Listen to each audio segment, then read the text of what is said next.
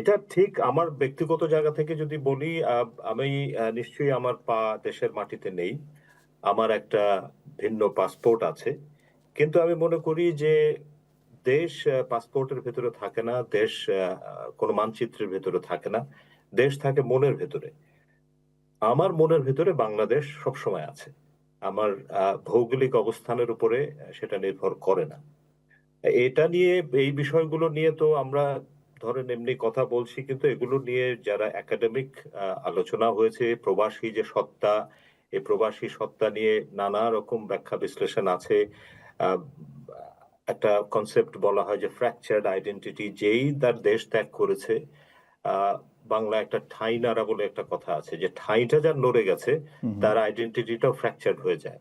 হু, হু, আমি এ এই এই কোন দেশের নাগরিক আমি কি ভাবছি সেটার চেয়ে বড় কথা হচ্ছে আমি এখানকার যে হোস্ট কমিউনিটি তারা আমাকে কি ভাবছে, সেটা বেশি জরুরি। আ তো আমি যাই ভাবি না কেন, আমি নিজেকে, আমার একটা দেশের পাসপোর্ট আছে, ব্রিটিশ পাসপোর্টও আমার আছে। কিন্তু আমি মনে প্রাণে আমি একজন আ মানে আইনগতভাবে এখানকার নাগরিক।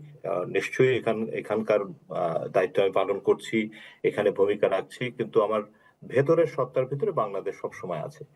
তাছাড়া আমি যে আমার যা কিছু অর্জন, আমি আমার পঠন-পাঠন, আমার লেখার কথা বললেন, আ এর পুরোটাই হচ্ছে বাংলাদেশের প্রোডাক্ট। আমি বাংলাদেশের প্রোডাক্ট। সেটা আমি এখানে এসে এক ধরনের ব্যবহার করছি।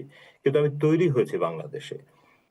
আমার মানে আমরা তো সবাই we are kind of product of our own history. অ্যা তো আমার পুরো ইতিহাসটাই হচ্ছে, আমি এমন একটা বয়সে এসেছি, আমি হচ্ছে বাংলাদেশের প্রোডাক্ট।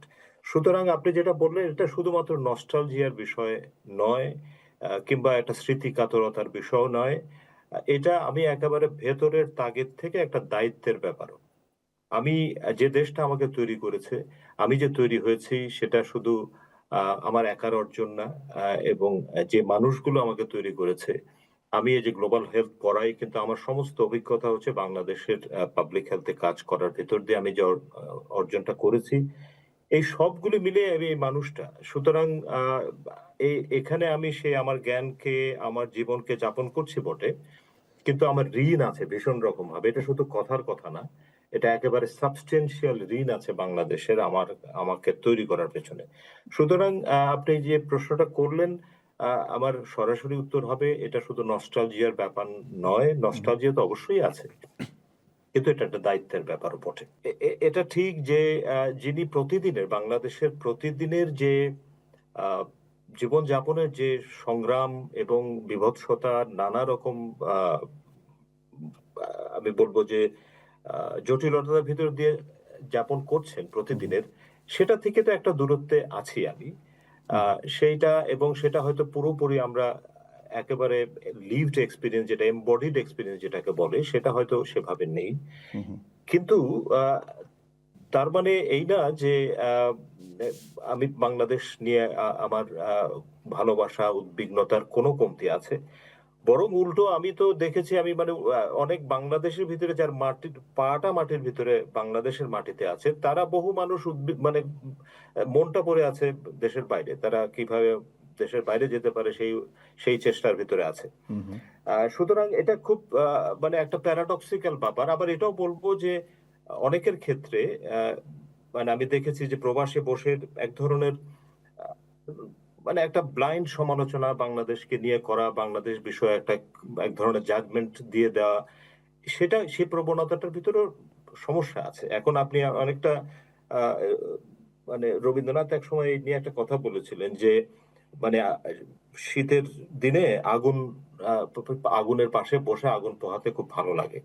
কিন্তু যে আগুনের ভেতরে আছে, পুড়ছে, হু, আ হু। তার সাথে তোমার এই উত্তাপটাকে তুমি তুলনা করতে পারবে না। আমরা বেশ একটা ওম নিয়ে বেশ আ আগুন জ্বলছে সেটা থেকে এক ধরনের ওম নিয়ে কথা বলছি। সুতরাং আমি এই ধরনের প্রবাসীদের এক ধরনের আনক্রিটিক্যাল জাজমেন্টাল এক ধরনের যে অবস্থান হু, বাংলাদেশ হু। নিয়ে, সেটার আমি মানে আমি সমালোচনা করি। আবার বাংলাদেশের মানুষ যারা ভাবেন যে মানে প্রবাসে থাকে বলে তিনি মানে উনি বাংলাদেশের ভেতরে থাকেন বলে বাংলাদেশকে বেশি ভালোবাসেন, তার উল্টো উদাহরণ আমার অনেক আছে।